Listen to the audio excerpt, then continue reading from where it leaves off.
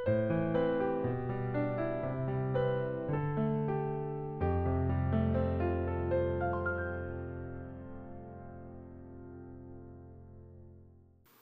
7일) 화요일 새벽입니다. 오늘도 말씀 보고 기도하면서 하루를 시작하도록 하겠습니다. 잠시 기도하겠습니다. 사랑의 하나님, 오늘도 기도의 자리에 우리를 불러주시니 감사합니다. 주 앞에서 우리의 삶을 의탁하며 나아갑니다. 말씀 앞에서 삶을 살아갈 은혜를 구하오니 사랑의 하나님, 주님과의 이 깊은 교제의 시간을 우리로 빼앗기지 않게 하시고 또 주님과의 그 사귐의 시간 가운데 오늘 살아갈 생명을 덧입는 그러한 귀한 은혜의 시간이 되게 우리를 인도하여 주시옵소서. 우리의 모든 기도를 성령 하나님께서 인도해 주시기를 간절히 빌며 우리에게 은혜 주시는 예수 그리스도 이름으로 기도드립니다. 아멘. 이 아침 함께 은혜 나눌 하나님의 말씀은 고린도전서 10장 14절에서 22절의 말씀입니다. 고린도전서 10장 14절에서 22절의 하나님의 말씀을 봉독해 드립니다.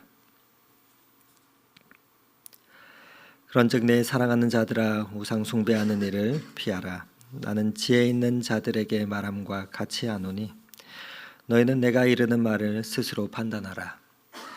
우리가 축복하는 바 축복의 자는 그리스도의 피에 참여함이 아니며 우리가 되는 떡은 그리스도의 몸에 참여함이 아니냐. 떡이 하나요 많은 우리가 한 몸이니 이는 우리가 다 한 떡에 참여함이라. 육실을 따라 난 이스라엘을 보라. 제물을 먹는 자들이 제단에 참여하는 자들이 아니냐. 그런즉 내가 무엇을 말하느냐. 우상의 제물은 무엇이며 우상은 무엇이냐. 무릇 이방인의 제사하는 것은 귀신에게 하는 것이요 하나님께 제사하는 것이 아니나니 나는 너희가 귀신과 교제하는 자가 되기를 원하지 아니하노라. 너희가 주의 잔과 귀신의 잔을 겸하여 마시지 못하고 주의 식탁과 귀신의 식탁에 겸하여 참여하지 못하리라. 그러면 우리가 주를 하겠느냐. 우리가 주보다 강한 자냐. 아멘. 네, 성경에는 우리의 앞서간 선지자들이 하나님의 말씀대로 어떻게 살아갔으며 또 어떻게 승리했는지 또 불순종함으로 어떠한 실패의 길을 걸었는지를 기록하고 있습니다. 그러면서 우리의 인생에 있어 신앙의 여정에 있어서 거울로 보여주시고 있습니다. 그래서 성경의 기록은 거의 대부분 역사 속에 하나님의 그 간섭하심을 기록한 것입니다. 그래서 우리가 영혼의 거울인 이 말씀을 보면서 끝까지 우리의 믿음이 아닌 하나님의 신실하심을 의지하며 우리가 나아가야 이 믿음의 여정을 잘 완수할 수 있다 말씀을 드렸었습니다. 오늘은 이렇게 선줄로 생각하는 자는 넘어질까 조심하라 하고 권면한 바울이 이어서 다시 우상 제물을 먹는 문제에 관해서 어떻게 무엇을 조심해야 될지를 말을 해주고 있는 본문입니다. 14절 말씀은 이렇게 권면을 시작합니다. 그런즉 내 사랑하는 자들아, 우상 숭배하는 일을 피하라 라고 말합니다. 사람은 삶에서 하나님께 초점을 두지 않을 때 그 삶은 위험해집니다. 그때 우상은 우리의 또한 부패한 마음을 격동시킵니다. 보통 시험이 외부에서 오는 것보다 우리의 내면 깊은 곳에서 올라오는 것들이 더 많음을 보게 됩니다. 그러나 마음에서 이 미혹을 거절하면 각종 우상과 그 시험들은 힘을 쓰지 못하게 됩니다. 그래서 성경에서는 무릇 지킬 만한 것 중에 더욱 내 마음을 지키라. 생명의 근원이 이에서 남이라 말씀하십니다. 왜 그렇습니까? 하나님이 기뻐하시는 그 선한 것으로 우리의 내면이 가득하게 차 있기 때문입니다. 그렇게 우리의 내면을 하나님이 기뻐하시는 것으로 선한 것으로 채울 때 우리 안에 어둠은 힘을 쓰지 못하게 됩니다. 그러나 사람들이 음행을 저지르며 또 우상의 제물을 먹는 것은 이미 마음에서 지고 또 그 유혹에 넘어갔기 때문입니다. 사람은 죄라는 것을 알면서도 죄를 짓습니다. 그래서 미혹에 넘어간 그 마음은 죄를 이길 능력이 없습니다. 그렇기 때문에 우리는 나를 넘어뜨리게 만드는 것이 무엇인지를 날마다 기도하며 말씀 가운데서 살피고 또 그것으로부터 멀리 떠나며 또 그것을 멀리 버려야 합니다. 오늘 본문에 사랑하는 자들아 우상 숭배하는 일을 피하라 말합니다. 여기서 피하라는 이 명령은 자신을 보호하기 위해서 가능한 한 멀리 달아나라, 또 적극적으로 피해 도망쳐 자신을 스스로 지키라 하는 그 의미가 담겨 있습니다. 이는 그만큼 우리가 이러한 우상 숭배의 그 유혹에 쉽게 넘어갈 수 있는 존재임을 말해주고 있는 것입니다. 그러나 당시 고린도 교인들도 또 그렇게 하나님의 복음을 듣고 주님을 따르겠다 맹세하였지만 그 사회의 모든 문화와 또 상황 속에서 그 우상 숭배의 유혹에 쉽게 미혹되곤 하였습니다. 바울은 이들이 듣고도 깨닫지 못하는 그런 고린도 교인들에게 자신의 사도로서의 권위나 또 인간적인 권면으로 그것을 앞세워서 맹목적으로 교인들에게 그 명령에 복종하라 가르치지 않고 있습니다. 오히려 사도 바울은 사랑의 그 마음을 담아서 자신의 가르침을 듣고 현명하게 너의 삶을 돌아보며 판단하라 라고 15절에 권면을 하고 있습니다. 그래서 이렇게 말합니다. 나는 지혜 있는 자들에게 말한 같이 하노니 너희는 내게 이르는 말을 스스로 판단하라 말씀합니다. 이는 바울이 고린도 교회 성도들을 어떻게 대했음을 우리로 마주하게 됩니다. 바울은 성도들을 결코 어리석은 자로 대하지 않았습니다. 물론 고린도서의 처음에는 육신에 속한 자 그리스도 안에서 어린아이와 같은 이다라고 말을 했지만 편지를 써내려가면서 바울은 고린도 교회 성도들에게 지혜 있게 행하며 그 품성에 맞게 그리스도의 성도로서의 삶의 자세에 맞게 행동하도록 권면하고 있습니다. 교회 내에 있는 여러 분파의 문제들이나 또 당시 고린도 교회 성도들이 살아가야 했던 그 삶의 자리인 고린도 도시에 만연했던 음행의 문제들조차 그들이 버려야 하고 또한 싸워서 이겨야 할 것이었기 때문에 그렇습니다. 성도의 모임은 교회에는 모든 자들이 다 믿음이 좋은 것은 아닙니다. 교회 내에는 연약한 자도 있고 강한 자도 있음을 보게 됩니다. 그러나 그 모든 일들 가운데 사랑으로 대하지 아니하면 아무런 소용이 없다는 것을 사도 바울은 잘 알았기 때문에 이렇게 권면했던 것이죠. 우상 숭배가 자신의 신앙을 갉아먹고 무너뜨리는 것이 되지 않도록 스스로 판단하며 또한 복음의 전도자의 그 말을 귀 기울이는 것은 성도들의 몫이었던 것입니다. 오늘날에도 그렇습니다. 이런저런 일들에 대해서 기도하며 때로 또 사랑으로 권면할 때가 있습니다. 그러나 이를 받고 또 순종하는 것은 성도의 결단이요 몫인 것입니다. 그 어떤 이가 대신해 줄 수가 없습니다. 그렇기 때문에 순간순간 말씀을 통해서 또 성령의 음성과 권면을 우리가 들을 때 하나님께서 우리에게 주실 때 그 말씀에 온전히 순종하며 응답할 수 있는 믿음의 성숙이 저와 여러분 가운데 날마다 있기를 기도합니다. 이어 바울은 이어서 우상의 종교의식에 참여하는 것은 어떤 의미가 있는지 성찬식을 예를 들며 우리에게 설명해 주고 있습니다. 16절 말씀을 읽어드립니다. 우리가 축복하는 바 축복의 자는 그리스도의 피에 참여함이 아니며 우리가 떼는 떡은 그리스도의 몸에 참여함이 아니냐. 사도 바울은 성도들에게 설득하고 있습니다. 축복의 잔에 참여함이 아니냐, 떡은 그리스도의 몸에 참여함이 아니냐. 여기서 참여함은 우리가 잘 아는 코이노니아 교제입니다. 그리스도의 피와 몸에 참여함, 성찬식을 통해서 그리스도와 교제하는 것, 그것을 생각하는 표현입니다. 그러면서 이어지는 17절의 표현들은 성찬과 떡자는 모두 성도를 그리스도 안에서 한 몸이 되게 하는 것이다 라고 말합니다.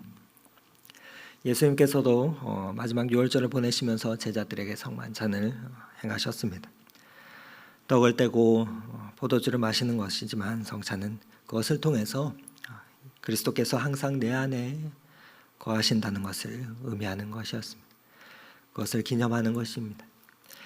결국 그리스도의 길은 그리스도와 하나가 되는 것이기 때문입니다. 분열과 분쟁이 가득한 교회에 아무런 덕이 되지 않는 것처럼 그리스도인들이 하나라는 그 의식을 잃어버릴 때 주 안에서 접붙임 받은 그런 가지들이라는 그 사실을 잊어버리게 될 때 그리스도인은 자신도 모르게 그리스도의 몸의 의미를 없게 만드는 것이 되기 때문입니다. 그래서 그리스도의 몸에 참여하는 것은 성도에게 있어서는 특권이자 축복입니다. 이어지는 18절에서 사도 바울은 구약의 제사도 마찬가지라 말을 합니다. 그래서 제물을 먹는다는 것은 그 제사에 참여함을 의미하는 것이라 설명하면서 그리스도인은 그리스도의 몸에만 참여해야 된다라고 권면하고 있습니다. 즉 제물을 먹는 것은 결국 우상들과 영적으로 참여하고 또 교제하는 것이라고 보았던 것입니다. 그런데 사도 바울은 19절에 이렇게 이야기하고 있습니다. 그런즉 내가 무엇을 말하느냐? 우상의 제물은 무엇이며 우상은 무엇이냐? 우상의 제물이나 우상은 아무것도 아니지 않느냐라고 말했습니다. 성경은 우상에 대해서 특별히 사도 바울은 고린도전서와 또 말씀 가운데 우상은 더럽고 가증한 것이다. 또 아무것도 아닌 것이다. 말이 없어 말 못하는 것이다 라고 말을 하며 보거나 듣거나 다니거나 하지 못하는 것이라 설명합니다. 이 말을 정리하면 한마디로 인간의 운명에 아무런 영향을 미치지 못하는 헛된 존재다라고 말을 합니다. 그래서 우상의 제물과 우상은 아무런 값어치가 없는 것입니다. 그러나 그럼에도 불구하고 이방인의 그 제사는 여전히 우상 숭배였으며 고린도 교회를 위태롭게 하는 것이었습니다. 왜냐하면 그 가운데 그 우상의 그 배후 가운데 사단의 세력과의 영적인 싸움이 있기 때문이었습니다. 에베소서 6장에는 이렇게 말합니다. 우리의 씨름은 혈과 육으로 상대하는 것이 아니요 통치자들과 권세들과 이 어둠의 세상의 주관자들과 하늘에 있는 악의 영들을 상대함이라. 그래서 사도 바울은 20절의 이 말씀을 통해서 나는 너희가 귀신과 교제하는 자가 되지 않기를 원한다 말씀하고 있는 것입니다. 사단은 사람을 결박하고 겁박합니다. 두려움을 통해 사람을 조정합니다. 많은 사람을 또한 그러면서 멸망의 길로 이끌어갑니다. 그렇게 겁을 주고 협박하며 연약한 자들을 사로잡습니다. 그러나 그리스도와의 교제는 그 모든 두려움에서 해방시키는 생명의 역사입니다. 그리스도와의 교제에는 자유함이 있습니다. 그것이 큰 차이입니다. 그렇기에 사도 바울은 이를 통해서 성도가 우상의 제물을 먹는 것이 얼마나 큰 문제가 될 수 있느냐라고 말합니다.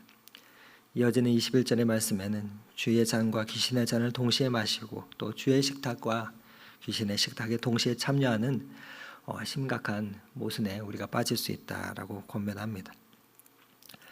사실 이는 구약의 시대부터 계속되었던 하나님의 백성들의 시험이자 넘어지게 하는 문제였습니다.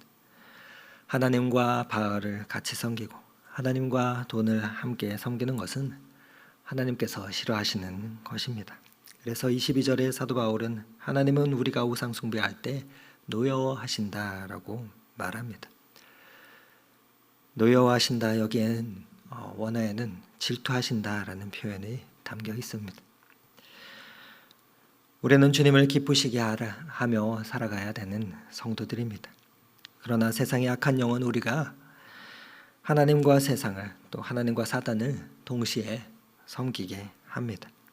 그렇게 함으로 우리의 시선을 서두에서도 말씀드렸듯이 하나님께 초점 두지 못하게 하며 또 그 가운데 우리의 마음을 격동시켜 죄의 길로 빠지도록 하기 때문입니다. 왜냐하면 그래야 우리가 주님과 사귀는 그 주님과의 사귐을 방해할 수 있기 때문이죠. 그래야 교회의 하나됨을 깨뜨려 그리스도의 몸의 의미를 없이 만들기 때문입니다. 그러나 성도는 매일 삶 속에서 그 주님과의 장과 식탁에 참여해야 하는 자들입니다. 그때 우리의 영혼의 갈증과 또 우리의 삶 가운데 힘겹고 또 고단한 삶을 살아갈 힘을 우리는 영혼의 양식 가운데서 얻으며 하나님을 기뻐하시는, 하나님을 기쁘게 하는 그 삶을 살아갈 수가 있기 때문입니다.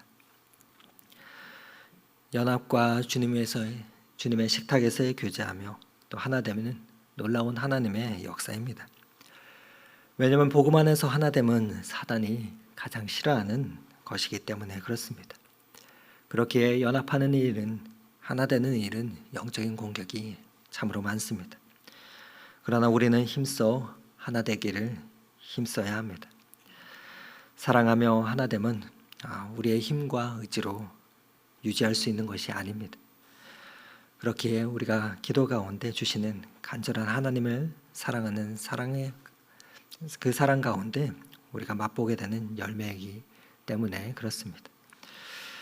오늘도 우리가 이 아침에 기도하며 주님 앞에 나아갈 때 하나님 우상과의 사귐과 또 세상의 무의미한 것들에 우리가 마음을 빼앗기지 않고 주님과의 사귐에 참여하기를 칠과하며 하나님만을 예배하는 자로 오늘을 살아갈 수 있도록 간구하시는 저와 여러분이 되기를 원합니다. 그 가운데서 우리의 삶 가운데 화목의 역사와 또 연합함의 또 성령의 열매를 우리 앞에서 맛보도록 하나님께서는 인도해 주실 것입니다. 그렇게 하나님께서 은혜 주시기를 오늘 이 말씀을 의지하면서 축원을 드리며 성경에서 우리를 어떻게 또 붙드시는지 시편 5편 12절의 말씀을 읽어드리고 기도하도록 하겠습니다. 시편 5편 12절에는 이렇게 우리에게 권면합니다. 여호와여, 정말로 주님은 의로운 사람에게 복을 주십니다. 주님의 방패같이 사랑으로 그들을 지켜주시옵소서. 하나님께서는 그렇게 하나님 앞에서 연합하기를 힘쓰는 자들을 지키시며 오늘도 방패와 같이 사랑으로 우리를 돌보신다 말씀하십니다. 그 가운데 하나님의 보호하심을 덧입으며 하나님과 사귐 가운데 나아가서 또한 사람 가운데서 연합하기를 힘쓰며 그 가운데 화목의 놀라운 은혜와 사랑의 은총을 덧입는 저와 여러분의 복된 한 날이 되기를 주님의 이름으로 축원합니다. 함께 기도하겠습니다. 사랑의 하나님, 하나님 앞에 날마다 예배하면서도 우리의 눈과 귀를 미혹해 하는 세상의 우상을 때로는 버리지 못하는 우리의 모습을 주님 용서하여 주시고 또 불쌍히 여겨 주시옵소서.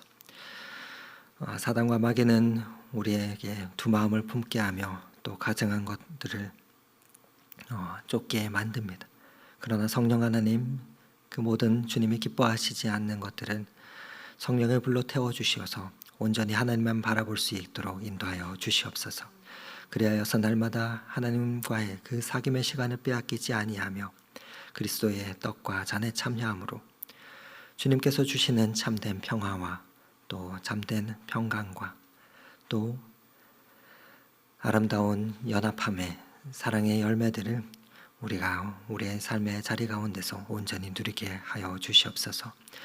그러한 주님의 사랑을 온전히 충만하게 누리는 그런 복된 교회가 되기를 간절히 소원하며 오늘도 그렇게 우리를 인도하시기 원하시는 예수 그리스도의 이름으로 감사하며 기도드렸습니다. 아멘. 계속해서 각자 기도 제목을 가지고 더 깊은 기도의 자리 가운데 나아가겠습니다.